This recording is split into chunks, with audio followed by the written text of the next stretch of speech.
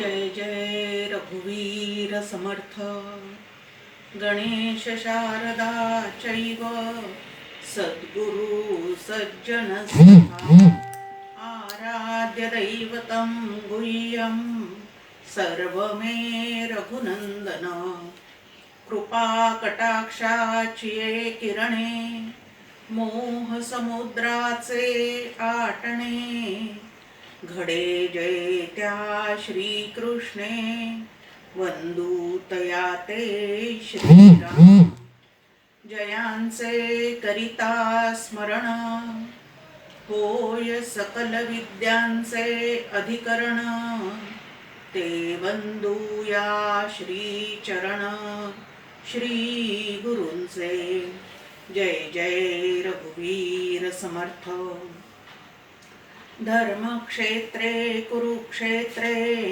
समवेतायुयुत्सवः मामकाः पाण्डवाश्चैव किमकुर्वत संजय यत्र योगेश्वर कृष्णो यत्र पार्थो धनुर्धरः तत्र श्रीर्विजयो भूतिर्ध्रुवा नीतिर्मतिर्मम पांडुरंग हरी वासुदेव हरी भगवान गोपाल कृष्ण महाराज की जय जय जय रघुवीर समर्थ।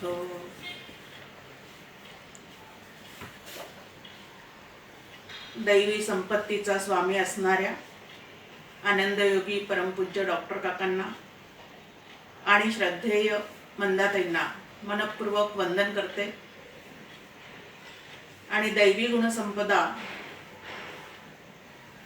याचा अभ्यास करणाऱ्या सर्व साधकांना मनपूर्वक अभिवादन करते। 16वा अध्याय सुरू आहे आपला। गेल्या वेळेला आपण दैवी गुणसंपदेतले काही गुण पाहण्याचा प्रयत्न केला होता। शांतीपर्यंत म्हणजे दुसऱ्या श्लोकातल्या पहिल्या चरणापर्यंत एक एक गुणाचं वर्णन करता करता आपण आलेले होतो। आता ही जी शांती आहे ही शांती एक कमावलेली शांती आणि एक असलेली शांती। आता असलेली शांती जी आहे ती असलेली शांती म्हणजे पराशांती। या शांतीचंच दुसरं नाव आत्मा आहे असं डॉक्टर काका नेहमी सांगतात। तर ही जी शांती आहे ती आत्मसंस्थ झालेल्याच्या ठिकाणी सहजच त्यांच्या सहज अनुभवात असते आणि साधकांना मात्र ती जाणीवपूर्वक कमवावी लागते। आता ही जी शांती आहे ती नुसता शांती मंत्र म्हणून 3दा शांती शांती शांती असं म्हणून ती आपल्या ठिकाणी येणार आहे का, किंवा तात्कालिक कारणाने की आता घरातला टीव्ही बंद केलेला आहे, सगळेजण बाहेर गेलेले आहेत, आता कसं शांत वाटतंय, आता बाहेरचं वातावरण जरी शांत झालं तरी अंतःकरण जोपर्यंत शांत झालेलं नाही तोपर्यंत शांती हा गुण आपल्या ठिकाणी नाही हे लक्षात घ्यायचं। आणि अशांतस्य कुतः सुखम, ज्याला सुखरूप तत्वाचा अनुभव घ्यायचा आहे त्यांनी ही शांती जाणीवपूर्वक कमावलीच पाहिजे। आणि ही शांती कुठली करायची आहे तर आपल्या चित्ताची शास्त्रशुद्ध विचारांनी श्री गुरूंनी दिलेल्या विचारांनी ही शांती जी आहे ती तुम्ही आम्ही करून घ्यायची आहे। आता बाहेरची वास्तुशांती वगैरे करताना ब्राह्मण बोलावून करून घेतली जाते, परंतु ही जी शांती आहे चित्ताची शांती ती मात्र आपल्यालाच करून घ्यावी लागते। आणि त्या ठिकाणी जर आपण कमी पडलो तर आतमध्ये असलेल्या सुखरूप तत्वाचा अशांत असणाऱ्या अंतःकरणामुळे आपल्याला अनुभव घेता येत नाही। मग आपल्याला तो अनुभव घ्यायचा असेल तर अंतःकरणाची शांती कुठल्याही परिस्थितीमध्ये साधकाने सांभाळण्याची नितांत आवश्यकता असते। पुढचं आपल्या समोर दिलेलं आहे ते अपैशुनम। आता पैशुनम म्हणजे काय, तर दुसऱ्या लोकांची त्यांच्या माघारी निंदा करणे, त्याला पैशून असं म्हटलेलं आहे। परनिंदा, परधन आणि परस्त्री या 3 गोष्टी ज्या आहेत त्या 3 गोष्टी तुम्हाला आम्हाला काय करायला सांगितलेले आहेत, तर त्याग करायला सांगितलेले आहेत. पण ह्याच्यामध्येच आपलं जर संपूर्ण जीवन व्यतीत होत असेल तर सारखं हा असं म्हणला, तो तसं म्हणला, त्याला ते शोभतं का, याला ते शोभतं का, ह्या पद्धतीने दुसऱ्याचं अखंड चिंतन करणं, त्यांचे दोष पाहणे आणि ते दोष तिखट मीठ लावून इतरांना सांगणे, त्याला पैशुनत्व असं म्हटलेलं आहे. आणि हे ज्याच्या ठिकाणी नाही तो अपैशुनम हे जे आहे म्हणजे इतरांची निंदा करण्याचा ज्याच्या स्वभावामध्ये अभाव आहे तो अपैशुनम. आता खरंच दुसऱ्याची निंदा केल्यामुळे त्याचं वागणं सुधारतं का त्याचे दोष सतत पाहण्याने ते दोष माझ्या अंतःकरणाला येऊन चिकटतात? तर उत्तर आहे त्याचं की त्यांचे दोष पाहून आपल्या अंतःकरणामध्ये ते जास्ती चिकटून राहतात. आणि म्हणून कोणाचीही निंदा करू नये. डॉक्टर काकांच्या भाषेत त्याला फडतूस जीवन जगणे असं म्हणतात. काका नेहमी सांगतात एक फडतूस जीवन आहे आणि एक दर्जेदार जीवन आहे. आता दर्जेदार जीवनामध्ये ज्ञानेश्वर माऊली काय म्हणतात, समर्थ रामदास स्वामी काय म्हणतात, संत तुकाराम महाराज काय सांगतात, आपल्या हिताचं नेमकं कुठे काय त्यांनी सांगितलेलं आहे हे बघत राहणे याला दर्जेदार जीवन जगणे असं म्हणतात. आणि हे न करता हा असं बोलला, तो तसा बोलला, याला हे शोभतं का, त्याला ते शोभतं का, ह्या पद्धतीने सगळं जीवन व्यतीत करणे याला फडतूस जीवन असं म्हणतात. आणि ह्या जीवनामध्ये सुखाचा मागमूस सुद्धा शिल्लक राहत नाही. आणि म्हणून मला जर सुखी व्हायचं असेल तर सगळ्यात पहिल्यांदी दुसऱ्यांविषयीचं बोलणं आणि चिंतन थांबवावं. जो साधक आहे त्यांनी ह्या पद्धतीचं चिंतन अजिबात करू नये. त्याला अपैशुनम असं म्हटलेलं आहे की एखाद्याचे दोष दुसऱ्याजवळ सारखे सांगत राहणे आणि हे अजिबात करू नये. आता डॉक्टर काका दैवी गुणसंपदेचे स्वामी आहेत असं जे मंदाताईंनी म्हटलेलं आहे त्या बाबतीत एक काकांच्या विषयीची एक गोष्ट सांगण्याचा मोह मला आता आवरत नाहीये. औरंगाबादला परमपूज्य डॉक्टर काकांचे एक चिपळूणकर नावाचे मित्र होते. शिक्षण क्षेत्रामध्ये ते अत्यंत वरपर्यंत गेलेले. तर एकदा डॉक्टर काकांची 75 करायची ठरली आणि नेमके काकांचे प्रवचन त्यावेळेला औरंगाबादला होणार होते. आणि म्हणून तिथल्या साधकांनी ठरवलं की आपणही आपल्या श्री गुरूंची 75 साजरी करावी.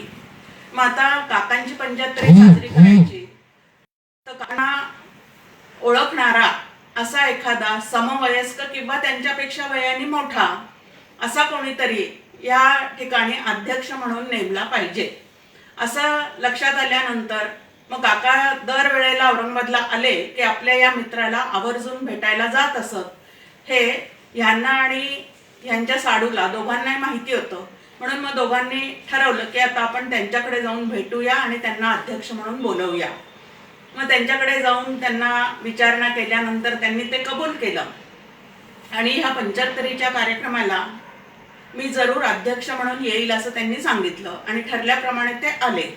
आता काकांचं प्रवचन तो सत्कार सोहळा वगैरे सगळं झाल्यानंतर अध्यक्षीय भाषण त्यांना करायचं होतं. त्यावेळेला त्यांनी परमपूज्य डॉक्टर काकांविषयी बोलताना एक सांगितलं की म्हणे हा माझा जो मित्र आहे तो एक तर अत्यंत कमी बोलणारा आहे. आमची 5 मित्रांची एक जोडी होती म्हणे, म्हणजे 5 जण आम्ही नेहमी एकत्र असू. आता प्रत्येक जण 12वी नंतर वेगळ्या वेगळ्या क्षेत्रामध्ये आपल्या आपल्या ह्याच्याप्रमाणे निघून गेला म्हणे. प्रत्येकाने वेगळं क्षेत्र निवडलं, हे डॉक्टर झाले म्हणे. पण अधूनमधून वर्षातून एकदा तरी आम्ही असं भेटत असू. एकदा असेच आम्ही 3 जण बसलो म्हणे. 5 जणांपैकी एक जण आधीच वर निघून गेला होता म्हणे. मग 3 जण बसलो आणि चौथ्याला यायला काही जमलं नाही. त्यावेळेला आम्ही 3 जण त्या ठिकाणी बोलत असताना जो मित्र आलेला नव्हता त्याच्याविषयी मी आणि माझा दुसरा मित्र आम्ही 2 जण चर्चा करत होतो, बोलत होतो. आणि नंतर आमच्या लक्षात आलं की डॉक्टर श्रीकृष्ण देशमुख काहीच बोलत नाही. म्हणून त्यांना विचारलं म्हणे की डॉक्टर काका, म्हणजे आता मी डॉक्टर काका म्हणते ते त्यांच्या मित्राला मित्राप्रमाणे बोलले की तू याबद्दल काहीच बोलत नाहीयेस रे. आणि तेव्हा डॉक्टर काका एकच वाक्य बोलले म्हणे, जो गैरहजर असतो त्याच्याविषयी मी कधीही काहीही बोलत नाही. आता दैवी गुणसंपदा ही कशी आचरणामध्ये आलेली असते हे डॉक्टर काकांच्या उदाहरणावरून आपल्याला शिकायला मिळतं. आणि म्हणून पहिल्याच दिवशीच्या प्रवचनामध्ये मी म्हटलं होतं की दैवी गुणसंपदा म्हणजे काय हे आपल्याला चालतं बोलतं उदाहरण बघायचं असेल तर डॉक्टर काकांकडे बघायचं आणि त्यांचा एक एक गुण आपल्या ठिकाणी आणण्याचा आपण काय केला पाहिजे तो प्रयत्न केला पाहिजे की जो समोर नाही त्याच्याविषयी बोलायचं नाही. हा जो नियम आहे तो अखंड, तो त्यांचा सहज स्वभाव होता आणि त्यांचा तो स्वभाव लक्षात घेऊन आपणही इथून पुढे गैरहजर असणाऱ्या विषयी काहीही बोलायचं नाही असं ठरवलं पाहिजे. त्यानंतर दया नावाचा एक गुण इथं दिलेला आहे दैवी गुणसंपदेमध्ये. आता ही दया म्हणजे नेमकं काय आहे? हा अतिशय दयाळू आहे या पद्धतीने आपण बोलतो. तर दुसऱ्यांना दुःखी पाहून त्यांचे दुःख दूर करण्याविषयी जी भावना मनामध्ये निर्माण होते त्याला दया असं म्हटलेलं आहे. आता या दयेचे सुद्धा प्रत्येकाचे प्रकार वेगळे वेगळे आहेत. म्हणजे भगवंत जी दया करतो त्याचा एक प्रकार वेगळा, साधू संत जी दया करतात तो प्रकार वेगळा, साधक जी दया करतो तो प्रकार वेगळा. ह्या पद्धतीने त्याचा तपशील अनेक प्रकाराने आपल्यासमोर मांडता येतो. आता भगवंताची दया कशी असते तर ज्याला आपल्यापर्यंत ज्याची खूप तळमळ आहे की भगवंताशी ऐक्य पावायचं आहे त्याच्या जीवनामध्ये प्रतिकूल परिस्थिती निर्माण करून भगवंत त्याच्यावर दया करत असतो. आता विधान जरा वेगळंच वाटतं आपल्याला की अशी कशी भगवंताची ही दया. तर मुलांना सुधरवण्यासाठी जशी त्यांना शिक्षा करावी लागते तसं ज्याला आपल्यापर्यंत पोहोचायचं आहे तो जिथं जिथं आसक्तीने अडकलेला दिसतो तिथून तिथून त्याला बाजूला करण्यासाठी त्याच्या जीवनामध्ये प्रतिकूल परिस्थिती जी आहे ती आसक्ती गळून पडावी म्हणून भगवंत त्याच्याकडे पाठवत असतो. ही एक त्याची त्या साधकांवर दया करण्याची एक पद्धत आहे. म्हणून माझ्याच नशिबात असं का, त्याच्याच नशिबात असं का असा आरडा न करता त्यांनी हे असं का केलं तर डॉक्टर काका त्याला नेहमी म्हणतात, उत्तर देतात की त्याला माहिती. माझ्या जीवनात अशी परिस्थिती का याचं एकच उत्तर आहे, त्याला माहिती. त्याच्या जीवनात तसं का घडलं तेही त्याला माहिती. माझ्या जीवनात असं का घडतंय हेही त्याला माहिती. एकदा त्याला माहिती म्हणून त्याला शरण राहिलं की अनुकूल किंवा प्रतिकूल परिस्थितीचा हर्ष किंवा खेद चित्ताला जास्ती जाणवत नाही आणि अंतःकरण जे आहे ते आपलं शांत राहू शकतं. आता संतांची दया कशी असते तर कैसी कळवळ्याची जाती करती लाभाविण प्रीती या प्रकारची त्यांची दया असते की कितीही त्यांना कोणी कितीही जरी त्रास दिला तरी सुद्धा त्यांच्या हिताचं काय आहे हे समजून सांगण्यासाठी ते रात्रंदिवस झटत असतात. ही संतांची दया आहे. आणि साधकाची दया कशा प्रकारची आहे तर आपल्याला कोणाकडनं कितीही जरी त्रास झाला तरी आपण त्याच्या जीवनामध्ये विघ्न अजिबात निर्माण न करणे ही साधकांनी त्याच्यावर केलेली काय असते तर दया असते. म्हणून दुसऱ्यांना दुःखी पाहून ज्याचं अंतःकरण कळवळतं त्या अंतःकरणाच्या भावनेला दया असं म्हणतात. आणि मंदाताई म्हणतात की संतांच्या सहवासात राहिलं की ही दया म्हणजे नेमकं काय असतं ते आपल्याला शिकायला मिळतं.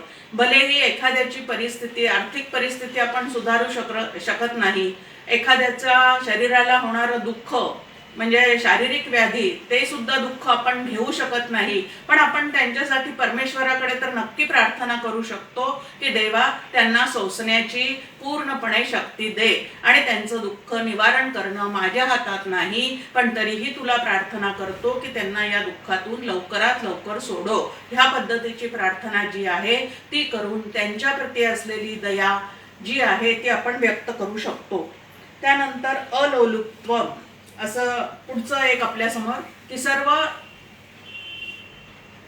लोकांप्रती काय आहे तर अलोलुप्तम म्हणजे काय आहे तर इंद्रियांचा विषयाशी संबंध झाल्यानंतर अथवा दुसरे एखादे भोग भोगताना, उत्तम भोग भोगताना दिसत असताना मनामध्ये त्या भोगाची आपल्याला लालसा निर्माण होणे याला लोलुपत्व म्हटलेलं आहे. की त्या ठिकाणी ती भोग वासना इतरांची पाहून आपल्या मनामध्ये निर्माण होणे याला लोलुपत्व म्हटलंय. आणि इतरांचं पाहून सुद्धा माझ्या ठिकाणी ते यावं असं यत्किंचितही न वाटणं, याला अलोलुप्त असं या ठिकाणी म्हटलेलं आहे की इतरांना, प्रत्येक जीवाला त्याच्या प्रारब्धाप्रमाणे भगवंत देत असतो. हे जर नक्की आपल्याला हा प्रारब्धचा नियम माहिती असेल तर त्या ठिकाणी इतरांचं पाहून माझ्या ठिकाणी ते असावं. म्हणजे आता मगाशी आपण म्हटलं की परनिंदा नको, तसं परद्रव्य परभोग पाहून ते मला पाहिजेत असं सुद्धा आपल्या चित्ताला वाटता उपयोगाचं नाही. नाहीतर त्याही ठिकाणी चित्त गढूळ व्हायला काय होऊन जाते तर सुरुवात होते. त्यानंतर आपल्या समोर दिलेलं आहे मार्दव. आपल्याला दुःख देणाऱ्या, आता इथं म्हटलेलं आहे की विनाकारण दुःख देणाऱ्या, पण कुठलाही जीव विनाकारण कधीही दुःख भोगत नाही किंवा देणारा त्याला विनाकारण देत नाही. ह्या जन्मी जरी ते कारण आपल्याला दिसत नसलं, सापडत नसलं, तरी सुद्धा गेल्या जन्मी कुठंतरी काहीतरी आमच्याकडनं ते चुकीचं कर्म घडलेलं असतं आणि म्हणून त्याचं फळ या समोरच्या व्यक्तीच्या माध्यमातून आमच्यापर्यंत भगवंतानी पोचवलेलं असतं. ते आता भगवंतानी दिलेलं दुःख आहे असं नव्हे, तर आमचंच कर्म जे आहे ते या समोरच्या व्यक्तीच्या माध्यमातून त्याचं फळ देण्याची व्यवस्था भगवंतानी केलेली आहे. म्हणून भगवंताविषयी ही तक्रार नको आणि समोरची जी व्यक्ती आहे तिच्याविषयी सुद्धा तक्रार नको. तर आपल्याला दुःख त्यांच्या ज्यांच्याकडून होतं त्यांच्याविषयी सुद्धा चित्तामध्ये वैर भावना निर्माण होऊ न देता, कठोरतेचा भाव निर्माण होऊ न देता, सहजच अंतःकरण कोमल राहणे आणि त्यांच्याही कल्याणाची तळमळ जी आहे ती त्या ठिकाणी निर्माण होणे, याला मार्दव असं म्हटलेलं आहे. त्यानंतर री शब्दाचा अर्थ आहे लज्जा. आता शास्त्र आणि लोकमर्यादे विरुद्ध काम करण्यामध्ये संकोच होणे, याला री असं म्हटलेलं आहे, म्हणजे लज्जा वाटणे. आता जे जे माझ्या श्रीगुरूंनी मला सांगितलेलं आहे त्याच्या विरुद्ध जाऊन मला काही करावंसं वाटायला लागलं, तशी माझी प्रवृत्ती होत असेल तर त्या प्रवृत्तीची माझी मलाच लाज वाटणे, याला आपण री किंवा लज्जा असं म्हणू शकतो. की जे करू नका असं सांगितलेलं आहे तेच जेव्हा करावंसं वाटतं, मनामध्ये येतं, त्यावेळेला आपल्यालाच त्या ठिकाणी लाज वाटणे, संकोच होणे चित्ताचा, त्याला री असं म्हटलेलं आहे. त्यानंतर अचापलम, कोणतेही कार्य करण्यामध्ये उतावळी नको किंवा उथळपणा ज्याला आपण म्हणतो, उथळपणाला खळखळाट फार, की उथळपणे एखादं कार्य करणे. आता स्थिर बुद्धीने सुद्धा कार्य केलं जातं आणि उथळ असणाऱ्या बुद्धीने सुद्धा केलं जातं. पण खरं यश कशामध्ये मिळतं तर जिथं स्थिरता आहे, त्यानंतर विवेक बुद्धी आहे, त्या ठिकाणचं कार्य जे आहे ते अत्यंत उत्तम पद्धतीने होतं. पण ज्या ठिकाणी असा उठवळपणा असतो, एक न धड बारा भर याप्रमाणे चंचल वृत्तीने जे केलं जातं ते उथळ बुद्धीने केलेलं असतं आणि त्याला फारसं यश मिळत नाही. पण साधक जो आहे तो कसा असतो तर स्थिर अंतःकरणाचा असतो आणि असला पाहिजे. कोणतेही कार्य करण्यात उतावळेपणा किंवा उथळपणा नसणे, याला अचापलम असं म्हटलेलं आहे. त्यानंतर तेज. आता हे तेज म्हणजे नेमकं काय आहे? कित्येक कॅलेंडरमध्ये किंवा भगवंताच्या किंवा संतांच्या तसबिरीमध्ये आपण पाहतो की त्यांच्या चेहऱ्याच्या भोवती असं एक तेजाचं वलय दाखवलं जातं. मग आता ह्या पद्धतीने तेज एखाद्याच्या ठिकाणी दिसतं किंवा दिसावं अशी अपेक्षा असणे, असं हे तेज आहे का? तर असं हे तेज नाही. मग हे तेज कशा प्रकारचं आहे तर एखाद्या महापुरुषाचा, साधू संतांचा सहवास लाभल्यानंतर त्यांच्या विचारांच्या, आचारांच्या प्रभावाने प्रभावित होऊन आपल्या ठिकाणी असणारे दुर्गुण, दुराचार हे सोडण्याचा आपल्या ठिकाणी निश्चय होणे, याचा अर्थ त्याच्या तेजाचा प्रभाव जो आहे तो तुमच्या आमच्यावर पडणे. आणि ह्या तेजाला त्या महापुरुषांची शक्ती असं म्हटलेली आहे की त्यांच्या वचनांना अपार यश असतं. त्यांच्या सहवासात येणाऱ्यांना सुद्धा कळत न कळत सत्संस्काराचे जे धडे आहेत ते आपोआप त्या ठिकाणी गिरवले जातात आणि त्यांच्या प्रभावाखाली येऊन चुकीचं वागणं सोडून माणूस साधक म्हणून पुढे पुढे जाऊ शकतो. ही जी त्यांच्याजवळ शक्ती असते त्याला तेज असं म्हटलेलं आहे आणि ही सुद्धा दैवी गुणसंपदा आहे. त्यानंतर क्षमा. खरोखरीच या क्षमेचा किती विचार तुम्ही आम्ही कुटुंबियांनी सुद्धा केला पाहिजे. क्षमाशील अंतःकरण असेल तर कुटुंब जे आहे ते त्या ठिकाणी एकत्रित राहू शकतं आणि अनेक काळपर्यंत एकत्रित त्या ठिकाणी ते ठेवलं जातं. पण क्षमाशील वृत्ती नसेल आणि सारखं इगोंची टक्कर असेल तर त्या ठिकाणी मात्र कुटुंब संस्था कधीही टिकून राहू शकत नाही. मग क्षमाशीलता हा एक सत्व गुणाचा परिणाम किंवा दैवी गुणसंपदा म्हणून सांगितलेली आहे. जो अपराध करणाऱ्याला दंड देण्याचे सामर्थ्य असून सुद्धा, म्हणजे बलसंपन्न असून सुद्धा त्याच्या अपराधाला क्षमा करणे, सहन करणे, कारण त्यांनी काय झालं पाहिजे तर त्यांनी सुद्धा सन्मार्गात यावं म्हणून त्या ठिकाणी ते सहन करणे आणि त्याला माफ करणे, याला क्षमा असं म्हटलेलं आहे. आता अशी क्षमा संतांनी सगळ्या समाजातल्या त्रास देणाऱ्या लोकांवर केलेली आहे असं आपण चरित्रामध्ये त्यांच्या पाहतो. मंबाजीला केलेली क्षमा तुकाराम महाराजांनी ती आपण पाहतो. ज्ञानेश्वर माऊलींना समाजाकडनं किती त्रास झालेला आहे, पण त्याही ठिकाणी ते क्षमाशील वृत्तीनेच राहिलेले आहेत. त्यानंतर धृती. धृती शब्दाचा अर्थ आहे धैर्य. जीवन जगत असताना, भगवंताची भक्ती करत असताना, म्हणजे आपल्या सगळ्या साधकांच्या मनामध्ये एक जरा थोडीशी विचित्र कल्पना असते की अहो तो एवढे भगवत भक्त आहेत, मग त्यांच्या जीवनामध्ये अशा प्रकारचा त्रास का बरं, असं सहज आपण म्हणतो. पण आता अनुकूल किंवा प्रतिकूल परिस्थिती हा या संपूर्ण प्रपंचाचा किंवा आमच्या जीवनाचा एक अविभाज्य घटकच आहे.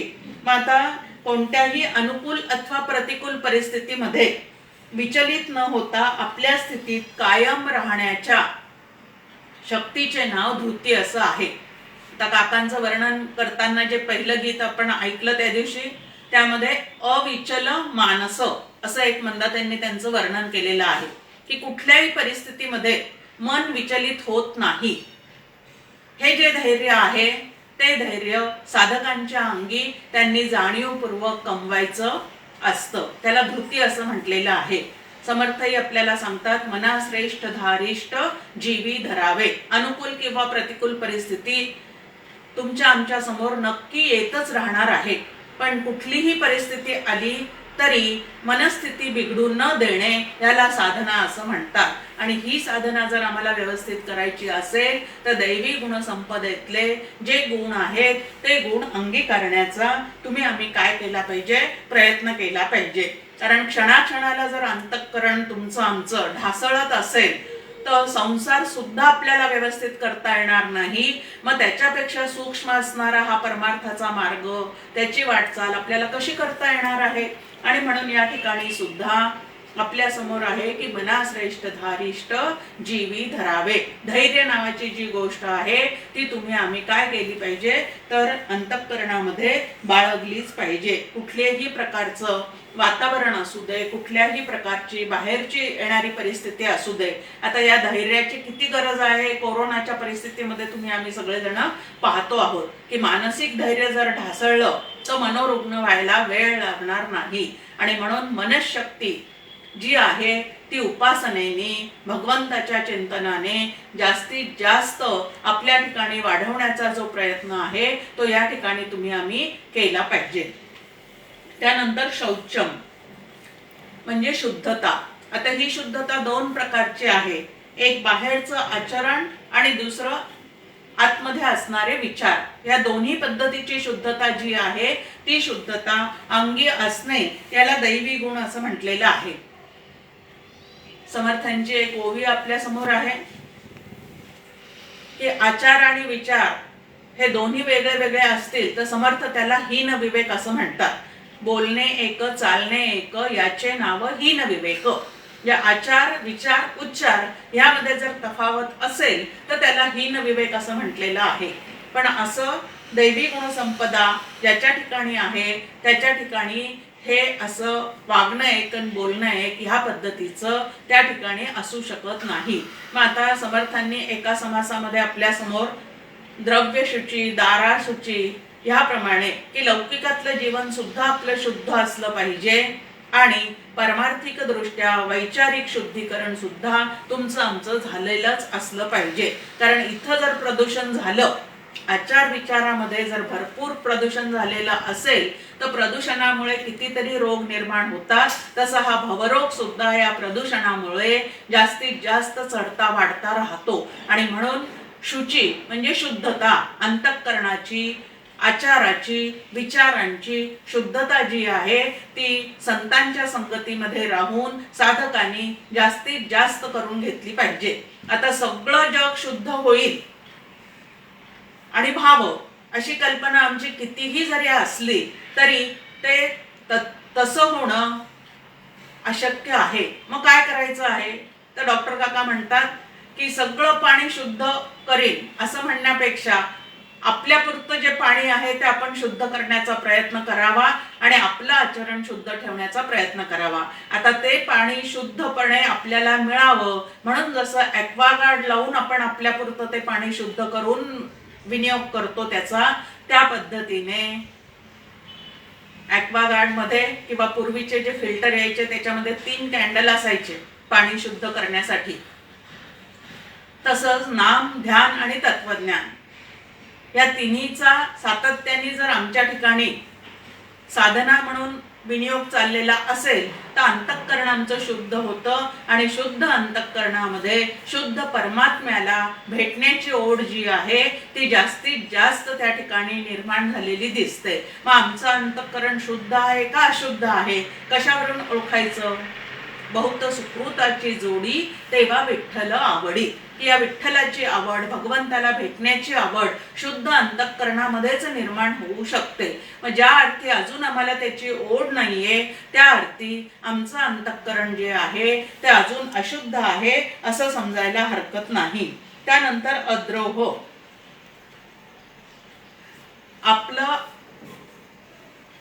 आपल्याला त्रास देणाऱ्या विषयी सुद्धा मनामध्ये त्याचं अनिष्ट करण्याविषयीची भावना निर्माण होऊ न देणे, ह्याला अद्रोह असं म्हटलेलं आहे.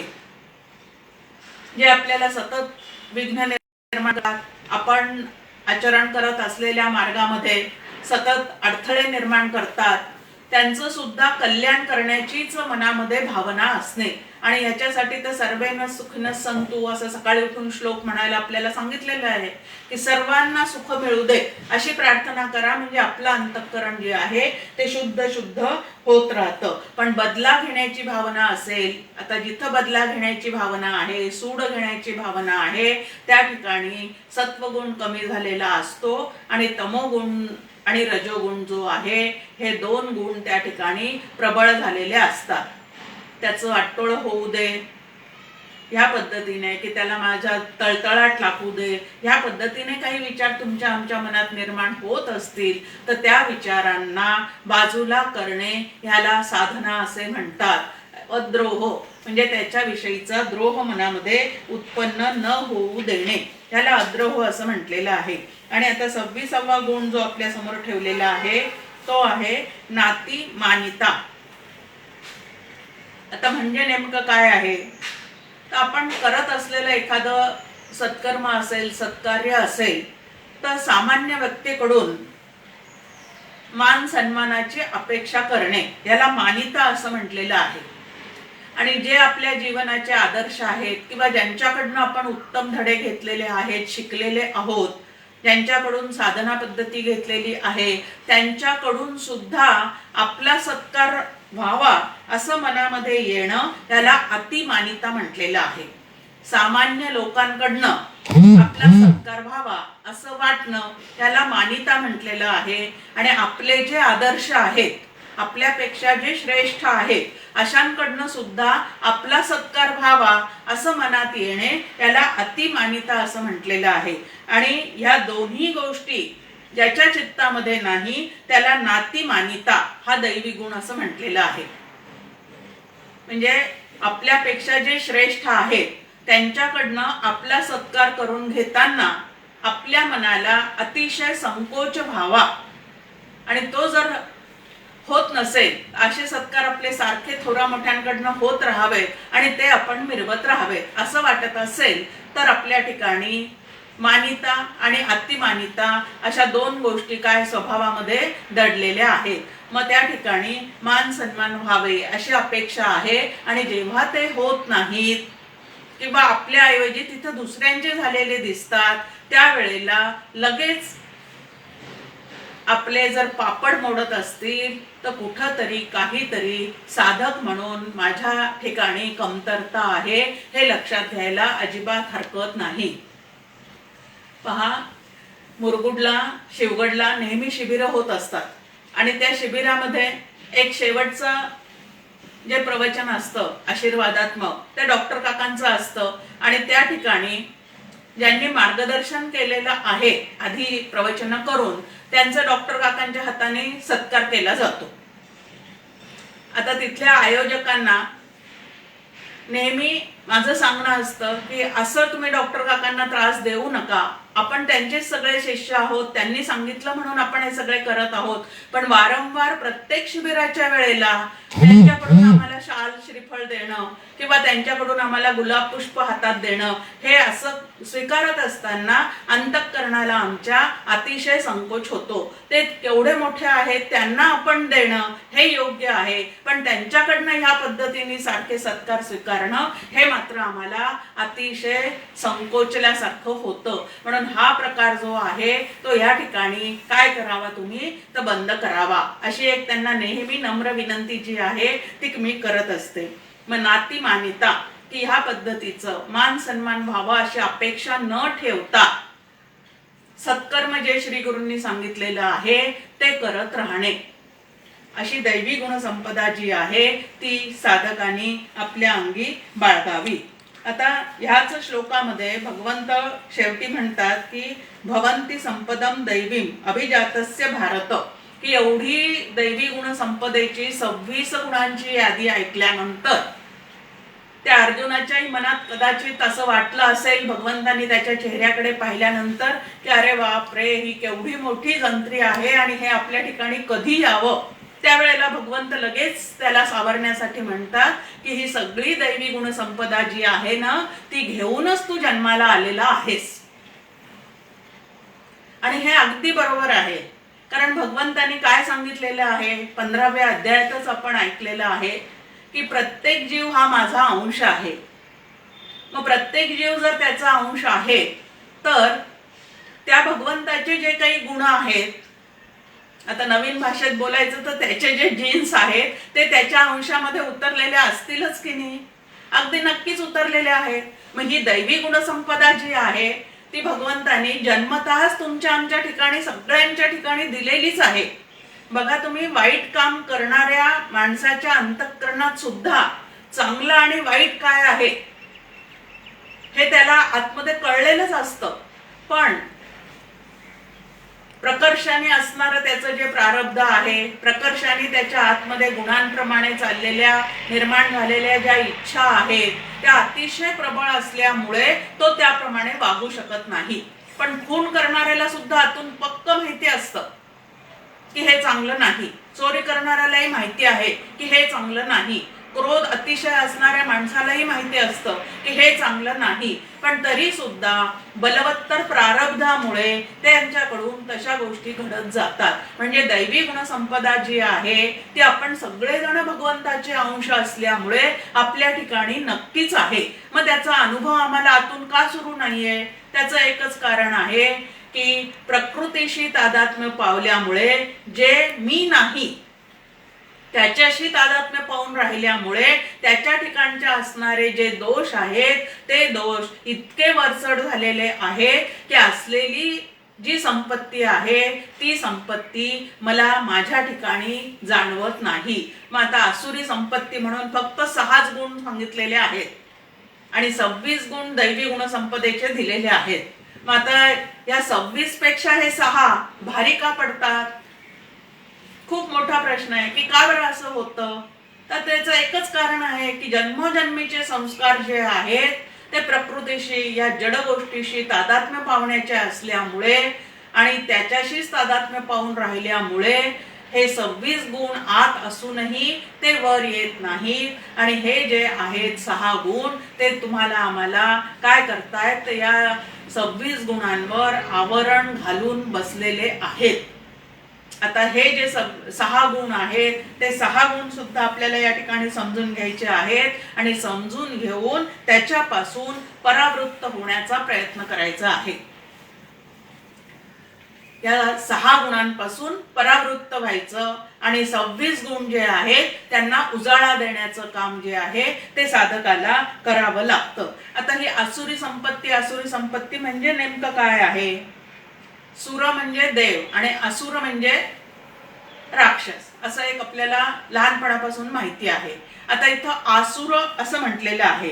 आता आसुर म्हणजे काय? आसुषु प्राणेषु रमन्ते इति असुरः, अशी आसुर शब्दाची इथं व्याख्या दिलेली आहे की आसुषु प्राणेषु रमन्ते इति असुरः म्हणजे नेमकं काय? तर प्राण धारण करणाऱ्या ह्या प्रकृतीशी, इंद्रियांशी तादात्म्य पाहून त्यालाच खरं आहे असं समजून, त्यांच्याच संयोगाने मला सुख मिळेल असं समजून ह्या शरीराशी, इंद्रियाशी, जगताशी, विषय सुखाशी जो तादात्म्य पाहून राहतो त्याला आसुर असं म्हटलेलं आहे.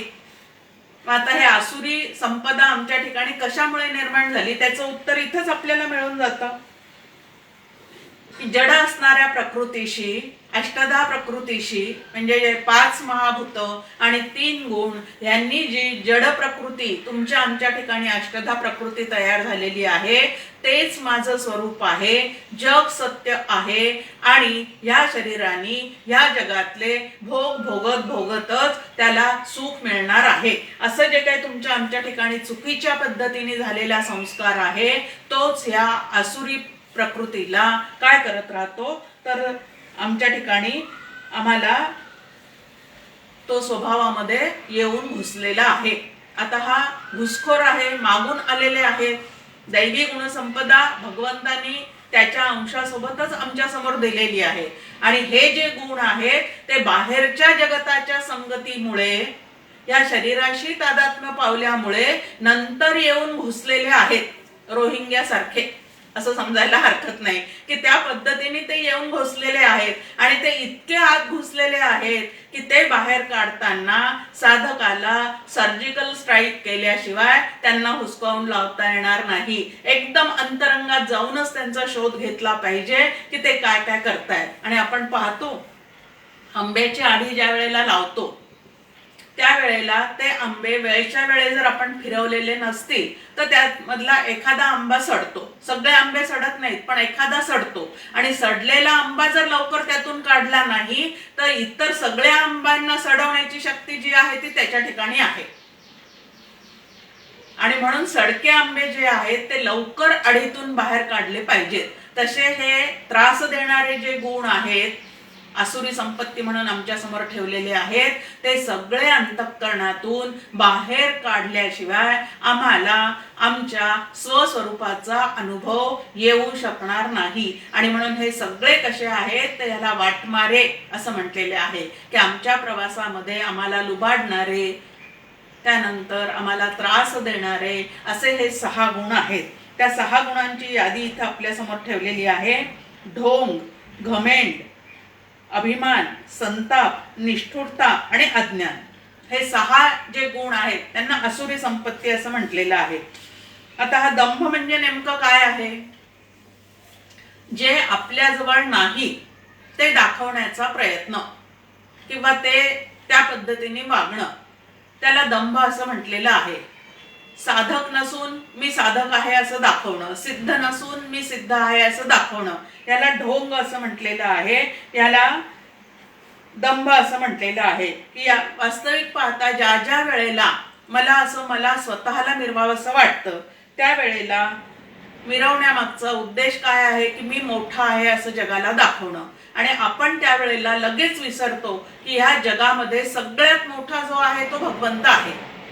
भगवंतापेक्षा मोठं कोणीही नाही. मग एखादा जर स्वतःला असं मोठं समजत असेल तर त्याच ठिकाणी तो दंभ करतो असं समजायला हरकत नाही. दुसरं दिलेलं आहे त्याच्यातूनच निर्माण होणारं घमेंड. आता ही घमेंड नेहमी कशा कशाविषयी असते? गर्व, ताठा असं आपण म्हणतो की त्यांना त्यांची फार घमेंड आहे, संपत्तीची घमेंड आहे, त्यानंतर बुद्धीची घमेंड आहे. ह्या पद्धतीने ही घमेंड जितकी जास्तीत जास्त तुमच्या आमच्या ठिकाणी वाढते, तितकी ती जर उतरवणारा कोणी समोरचा भेटला, गर्वाचे घर खाली असं आपण म्हणतो की कितीही गर्व ताठा करणाऱ्यांना कोणीतरी त्या जगामध्ये असा भेटतोच की तो त्याचा गर्व आणि ताठा उतरवून टाकतो. मग आता ही घमेंड म्हणजे कसं आहे? आता हे जे सगळं तमोगुण जिथे जास्ती आहे त्या ठिकाणी हे सगळं जास्तीत जास्त त्यांच्या स्वभावामध्ये दिसून येतं. आता स्वतःच्या सामर्थ्याची घमेंड, रावणाचं चित्र डोळ्यासमोर आणावं आपण. किती घमेंड आहे की स्वतःपेक्षा कोणी शक्तिशाली आहे, स्वतःपेक्षा कोणी सामर्थ्यशाली आहे हे तो मानायलाच तयार नव्हता. त्याला घमेंड असं म्हटलेलं आहे. ठीक आहे. आणि ही वेळ ज्या वेळेला येते घमंड उतरवण्याची, असा कोणी आपल्याला भेटतो त्यावेळेला अत्यंत दुःख जे आहे ते अंतःकरणाला होत राहतं. त्यानंतर अभिमान, देहाचा, बुद्धीचा, परिस्थितीचा, सत्तेचा, ह्या प्रकारचे अभिमान जे आहेत ते तुमच्या आमच्या चित्ताला कळत न कळत, कुळाचा, किती अभिमानाचे प्रकार आहेत. समर्थांनी 21 समासी दासबोधामध्ये 13व्या समासामध्ये हे सर्व प्रकारचे अभिमान त्या ठिकाणी सांगून ठेवलेले आहेत. देहाचा, बुद्धीचा, सौंदर्याचा, चातुर्याचा, किती प्रकारचे चपळपणाचा, म्हणजे जे जे आपल्या ठिकाणी विशेष गुण दिसतात त्या सगळ्याचा अभिमान. आता वास्तविक पाहता मूळचे आपण कोण आहोत? शरीरधारी आहोत का शरीर मी आहे का आत्मा मी आहे? आत्मा मी आहे. मग आत्म्याच्या ठिकाणी जर शरीराचा संबंधच नाही तर त्या शरीराचा, रंगरूपाचा अभिमान घेऊन मला काय प्राप्त होणार आहे? पण तरीही या कुळाचा अभिमान, शरीराचा अभिमान, रंगरूपाचा अभिमान, सौंदर्याचा अभिमान, पैशाचा, सत्तेचा, इतक्या तऱ्हेचे अभिमान जे आहेत ते तुमच्या आमच्या मानगुटीवर बसलेले असतात. आणि ह्या अभिमानामुळे स्वस्वरूपापासून तुम्ही आम्ही सातत्याने काय होत राहतो तर दूर दूर जात राहतो.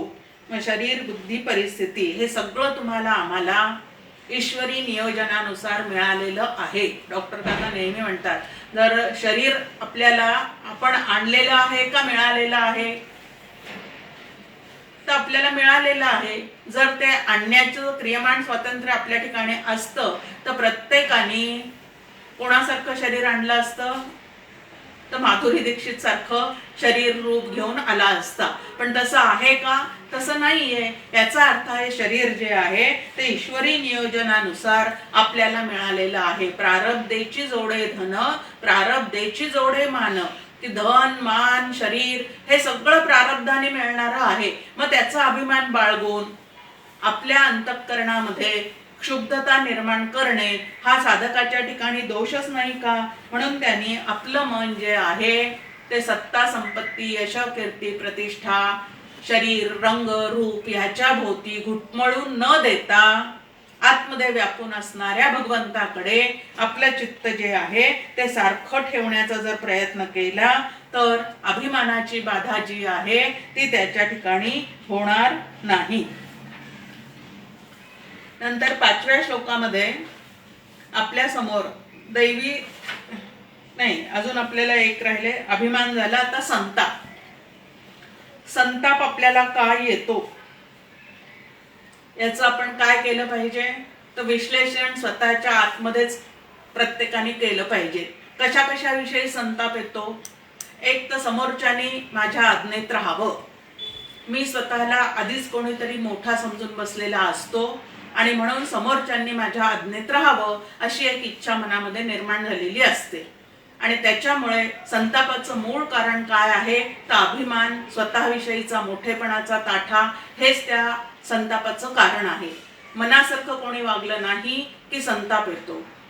आणि सारखं आपल्या मनासारखं समोरच्या व्यक्ती तरी कशा वागणार आहे? कारण त्यांना सुद्धा स्वतःचं एक मन आहे. हे जर प्रत्येकाने लक्षात ठेवलं तर त्या ठिकाणी एकमेकांचा रागराग न करता एकमेकांना समजून घेऊन पुढे जाता येऊ शकतं. पण हे जर समजून घेता नाही आलं तर या इगोच्या टक्करीमध्ये संताप संताप आणि संताप याच्या व्यतिरिक्त दुसरं काहीही होऊ शकत नाही. मग त्या घरात कुठली सिरियल चाललेली असते तर तू तू मैमैची सिरियल जी आहे ती त्या ठिकाणी चाललेली आपल्याला सतत दिसून येते. त्यानंतर दिलेलं आहे की निष्ठुरता. निष्ठुरताला इथं पारुष्य असं म्हटलेलं आहे. आणि निष्ठुरता पारुष्य म्हणजे अंतःकरणाची अत्यंत कठीण असणारी स्थिती, कठोर ज्याला आपण म्हणतो ते अत्यंत कठोर असणारा अंतःकरण याला पारुष्य असं म्हटलेलं आहे. मग आता कठीण शब्द त्याच्यामुळेच बाहेर पडतात. समर्थांचं आपल्या समोर सांगणंच आहे की समर्थ आता म्हणतात दिसायला खूपच सुंदर असेल समोरची व्यक्ती, पण कठोर वचन असेल, तुंड हेकांड कठोर वचनी असं समर्थांची एक ओवी आहे. कसं आहे, हेकांड आहे, तुंड आहे, कठोर आहे. म्हणजे अंतःकरण अतिशय कठीण आहे, द्रवीभूत त्याचं अंतःकरण होतच नाही. असा जर कोणी असेल म्हणजे समोरच्या विषयी संवेदनशीलता जर त्याच्या अंतःकरणात नसेल आणि मी माझेचा ताठा घमेंड गर्व इत्यादी ज्या मागे आत्ता पाहिलेल्या गोष्टी आहेत त्याच त्याच्या अंतःकरणामध्ये जर भरून राहिलेल्या असतील तर त्याची बॉडी लँग्वेज, त्यानंतर त्याच्या मुखातून बाहेर पडणारे शब्द हे सगळे त्याच पद्धतीने म्हणजे कठोरच वागणं, कठोर बोलणं, कठोर पाहणं, कठोर चालणं, कठोर ह्या पद्धतीने सगळी कठोरता पूर्णपणे त्याच्या जीवनात भरून राहिलेली आहे. मग आता ह्या पद्धतीने कठोर वाणी असेल, कठोर वागणं असेल तर आजूबाजूचे लोक तुमच्याजवळ आनंदाने राहतील का कसं ह्या पद्धतीचा विचार आपण केला पाहिजे. आणि आपल्या समोर तर संतांची मांडणी आहे की कोणाचा द्वेष करू नका, कोणाचा मत्सर करू नका, कोणाला हीन लेखू नका, कारण पृथ्वीमध्ये जितकी शरीरे तितकी भगवंताची घरे असं आपल्या समोर मांडणी आहे. आता जे तुंड हेकांड कठोर वचनी आहे त्यांना समर्थ या ठिकाणी राक्षस असं म्हणतात की ही सगळी राक्षसी क्रिया आहे. म्हणजे आसुरी संपत्ती म्हणजे राक्षसांच्या ठिकाणी दिसणारे सगळे गुण असं आपण समजून घ्यायला अजिबात हरकत नाही. तर हे कठोर वचन जे आहे ते कशामुळे बाहेर पडतं त्याचं उत्तर समर्थ पुढे इथंच भगवद्गीतेमध्ये पुढे दिलेलं आहे की अज्ञान, स्वस्वरूपाचं अज्ञान, सर्वव्यापी भरून राहिलेल्या भगवंताविषयीचं अज्ञान. त्यामुळे मी आणि माझा हा ताठा त्या ठिकाणी जास्ती असतो आणि त्याच्यामुळे सगळं वागणं जे आहे ते तुमचं आमचं बिघडून जातं. मग प्रकृतीत स्थित असणाऱ्या भगवंताकडे लक्ष न देता प्रकृती आणि तिचे गुण जे आहेत त्याच्यामध्येच जो अडकून पडलेला आहे तो आसुरी संपत्तीने युक्त असतो. आणि आसुरी संपत्ती जी आहे ती तुम्हाला आम्हाला स्वस्वरूपापासून दूर नेणारी आहे आणि दैवी गुणसंपदा जी आहे ती तुम्हाला आम्हाला उत्तम पुरुषाशी ऐक्य लक्षात आणून देणारी आहे. मग आपणच आपल्या ठिकाणी विचार करायचा आहे. आता अज्ञानामुळे, अभिमानामुळे, संतापामुळे, निष्ठुरतेमुळे चित्तामध्ये अविवेक निर्माण होतो. हे महत्वाचं आहे. विवेकाचे फळते सुख. आता दैवी आणि आसुरी या दोन्हीही संपत्ती आपल्या समोर ठेवलेल्या आहेत. आता साधकांनी विचार करायचा आहे की या दोन्हीपैकी म्हणजे विवेक करायचा आहे की या दोन्हीपैकी कुठले गुण माझ्या अंगात असतील तर मी ब्रह्मरूप होऊ शकेल आणि कुठल्या गुणांचा त्याग मला करायला पाहिजे आणि कुठले गुण मी अंगीकारले पाहिजेत. ह्याचा विवेक ज्याला जमेल तो सुखरूप होऊन जाईल. आणि ह्या ठिकाणी ज्याचा अविवेक असेल त्या ठिकाणी समर्थ म्हणतात विवेकाचे फळते सुख, अविवेकाचे फळते दुःख.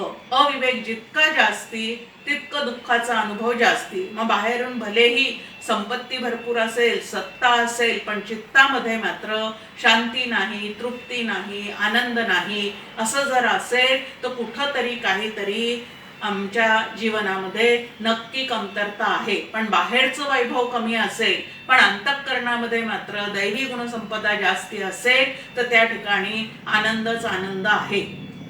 आणि अशी दैवी गुणसंपदा ज्याच्याजवळ आहे, आपण पहा एखाद्या घरी जातो त्यावेळेला आपण म्हणतो अहो एवढं वैभव आहे त्यांच्याकडे, इतके उंची सगळे सोफा सेट आहेत, कब्बशा आहेत, त्यानंतर उंची असणाऱ्या सगळ्या वस्तू त्यांच्या ठिकाणी घरात आपल्याला दिसल्या, पण तरी सुद्धा त्या घरामध्ये प्रसन्नता मात्र अजिबात जाणवत नव्हती.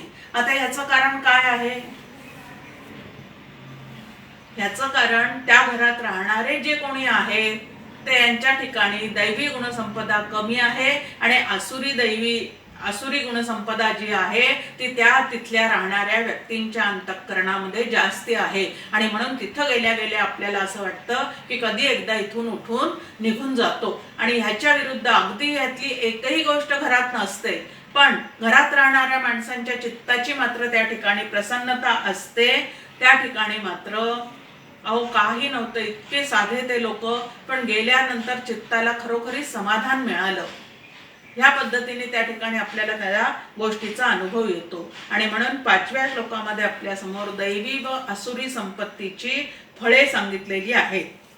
आता दैवी संपत्ती असणाऱ्याला मोक्ष सुखाचं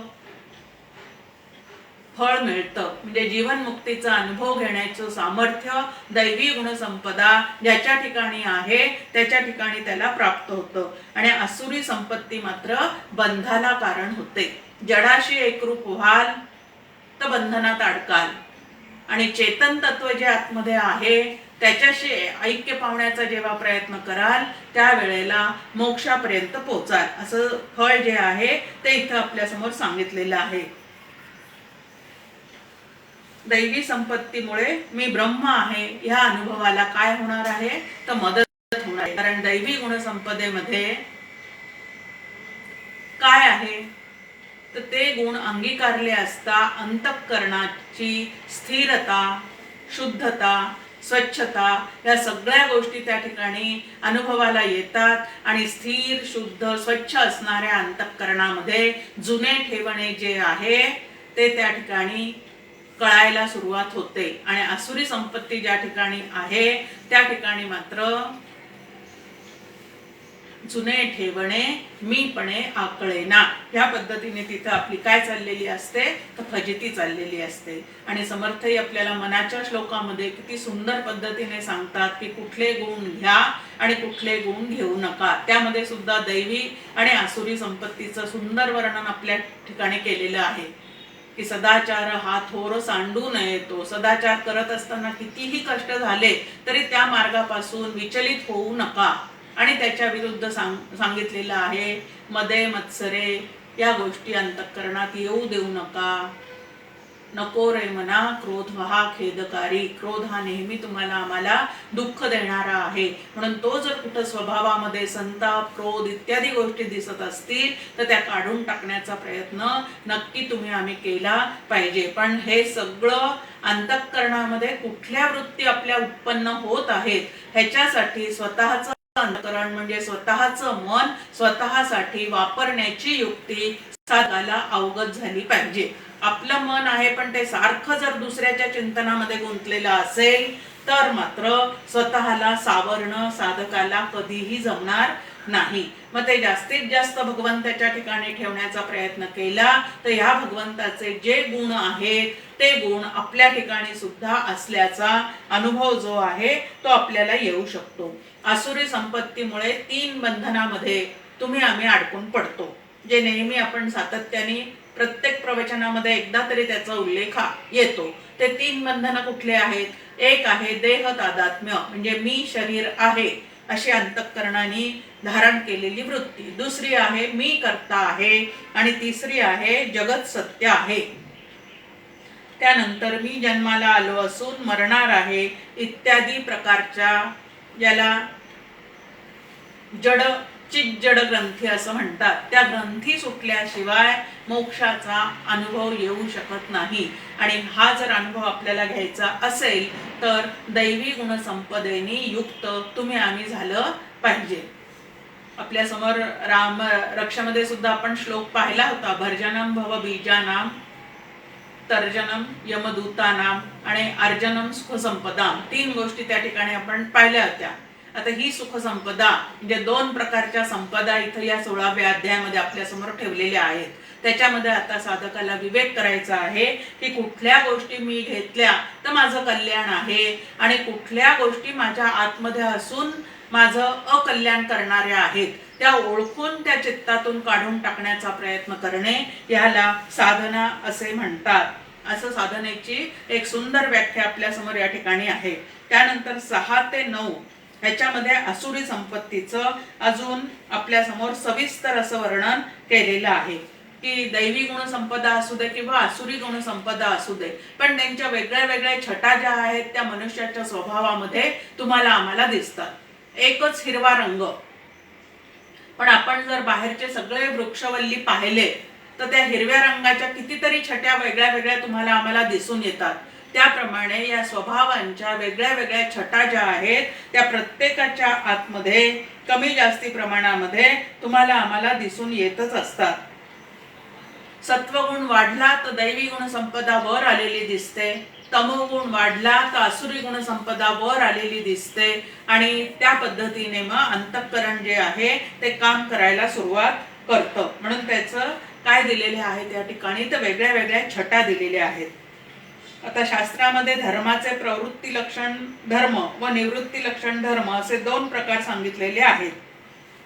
आता आसुरी संपत्ती असलेल्या माणसाला धर्माची मुळी जाणच नसते, उलट धर्म उडवून लावण्याकडे त्याचा काय असतो तर कल असतो आणि सहजपणे जीवनाभिमुख होऊन स्वतःही सुखी होणं आणि इतरांनाही सुखी करणं हे जे दैवी गुण संपदेच्या लक्षणांनी युक्त असणाऱ्या माणसांचं जीवन असतं ते मात्र त्यांच्या ठिकाणी अजिबात दिसून येत नाही. आता प्रवृत्ती आणि निवृत्ती अशा 2 गोष्टी आपल्या समोर आहेत. प्रवृत्तीला सासर म्हटलेलं आहे आणि निवृत्तीला माहेर म्हटलेलं आहे. आणि ज्ञानेश्वरीमध्ये तर एक ओवी आहे की प्रवृत्ती निवृत्ती दोन्हीचंही ओझं तू डोक्यावर घेऊ नको, असं भगवंत श्रीकृष्ण अर्जुनाला सांगतायत की या दोन्हीचंही ओझं तू घेऊ नको. आता आमच्या समोर एक गृहस्थाश्रम आहे, त्याच्यानंतर वानप्रस्थाश्रम आहे, ही जी आपली रचना आहे. आता ब्रह्मचर्याश्रमामध्ये अभ्यास करण्याकडे प्रवृत्त झालंच पाहिजे. गृहस्थाश्रमामध्ये जे काही कर्तव्य वाटायला आलेले आहेत ते करण्याकडे आम्ही प्रवृत्त झालंच पाहिजे. पण जीवनातील विशिष्ट टप्प्यावर देह आणि जग या संबंधीचे जीवन मागे टाकून निवृत्तीपर जीवन जगायला सुरुवात केली पाहिजे, असं काकांचं या ठिकाणी एक वाक्य आपल्या समोर आहे. आणि आपण पाहतो की सरकारी ह्याच्यात काम करणाऱ्या सगळ्यांना 30 वर्ष काम झाल्यानंतर किंवा वयाचे 58-60 वर्ष झाल्यानंतर काय केलं जातं तर ते निवृत्त केलं जातं. कशासाठी निवृत्त केलं जातं? त्या ठिकाणी एक तर वयाची मर्यादा आहे म्हणून आणि 30 वर्षाचं काम झाल्यानंतर त्यांना काढून त्या ठिकाणी नवीन जे लोक आहेत त्यांची सुद्धा त्या ठिकाणी भरती करायची असते. मग आता ही निवृत्ती जी आहे त्या काम करण्यासाठी साठीनंतर शरीरामध्ये तेवढी क्षमता सुद्धा राहत नाही, हाही त्याच्या मागचा एक भाग आहे. मग ही जशी 30 वर्षाची मर्यादा आहे तसं आम्ही आमच्या प्रपंच करण्याची सुद्धा एक मर्यादा ठरवून घेतली पाहिजे की नाही हो? की प्रवृत्त किती वर्ष गृहस्थाश्रमामध्ये, तिथून पुढे आम्हाला सांगितलेला वानप्रस्थाश्रम आहे, त्या वानप्रस्थाश्रमात प्रवेश केला पाहिजे. मग त्या ठिकाणी गृहस्थाश्रमात जेवढे प्रवृत्त होऊन आम्ही हे कर्म करत होतो ते कर्म या ठिकाणी कमी करायचे आहेत. आणि गृहस्थाश्रमात जसं अधूनमधून उपासना करत होतो, अधूनमधून भगवंताचं नाव घेत होतो, ते मात्र इकडं बाकीचे कर्म करून म्हणजे बाकीच्या कर्मातून निवृत्ती आणि आत्मविचार करण्याकडे प्रवृत्ती, याप्रमाणे वानप्रस्थाश्रमामध्ये गेल्यानंतर आमची कुठेतरी काहीतरी सुरुवात झाली पाहिजे. आणि ह्यातच मोक्षाचे आणि सुखरूपतेची काय आहे बीजे आहेत. जर सारखं शेवटच्या श्वासापर्यंत मला प्रपंचच करायचा आहे असं ज्याच्या मनाने घेतलेलं आहे तो कधीही मोक्षापर्यंत पोहोचू शकणार नाही. मग वयाच्या त्या त्या टप्प्यावर वेगळी वेगळी वळणं किंवा वेगळे वेगळे आश्रम जे आमच्या समोर ठेवलेले आहेत त्याचा अंगीकार जो आहे तो साधकांनी मनापासून करण्याचा काय केला पाहिजे तर प्रयत्न केला पाहिजे. आता आत्मानुभवाची गरज जी आहे ते अत्यंत रजोगुण तमोगुण प्रधान होऊन संसार करणाऱ्यांना अजिबात त्याची गरज वाटणे शक्यच नाही. त्यांना अंतःकरण शुद्ध करावं असं सुद्धा कधी मनात येणं शक्य नाही. पण जे साधक आहेत सत्वगुणी वृत्तीचे आहेत त्यांनी मात्र हा विचार हळूहळू आपल्या ठिकाणी करायला शिकलं पाहिजे.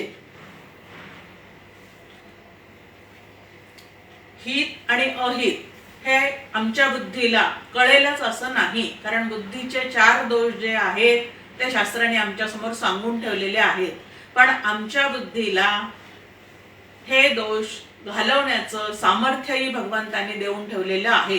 म्हणून हे दोष बुद्धीतले घालवायचे असेल तर संत संगतीत राहावं आणि संतांच्या संगतीमध्ये दैवी गुणसंपदा म्हणजे नेमकी काय आहे ते त्यांच्या आचार विचारातून समजून घेऊन आमच्या ठिकाणी सुद्धा आणण्याचा आम्ही काय केला पाहिजे तर प्रयत्नच केला पाहिजे. कारण अंतःकरण गढूळ झालं तर चित्तातली तृप्ती शांती ह्या गोष्टी कधीच आम्हाला अनुभवाला येऊ शकणार नाही. त्या जगाच्या बाहेर नाही तर त्या आमच्या अंतःकरणातच आहे.